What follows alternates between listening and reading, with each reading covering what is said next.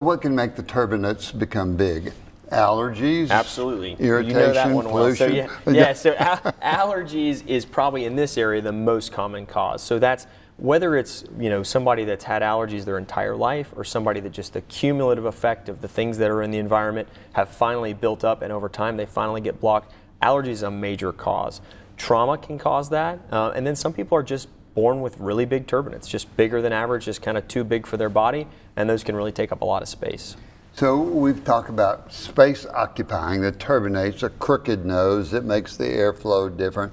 How about the outside cartilage of the nose? Now, this part is cartilage or bone, the front part? So this part's bone, and this is the part that people think of when they say, I broke my nose, is usually if they broke their nasal bones. This lower part of the nose is cartilage. It's just a cartilage framework with skin draped on top of it. So when we're looking at a nose and we see, oh, the septum doesn't look too bad, the turbinates don't look too bad, one of the next places we like to look is at these cartilages here, because sometimes there's kind of two separate problems we see. Sometimes these cartilages are just too weak. So every time you take a breath in, they collapse. And when they collapse, it feels like you've got a valve that's being closed.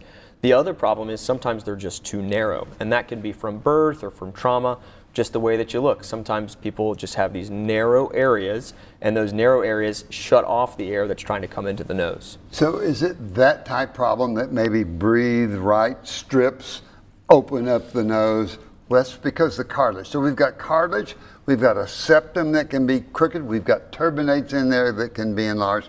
Can you visualize all of those when somebody comes into your office and says, I can't breathe through my nose, doc? We can, and that's one of the cool things about this problem is it does not require invasive imaging, usually does not require a camera or an endoscope to be used in there. Really what we're doing is just looking at the nose. Like I said, headlight and a nasal speculum, I can really evaluate those three most common causes of nasal obstruction. Now there's some other ones, some oddities out there, but those are the most common causes, and with each of those you can really get a good look just looking in the front with a speculum.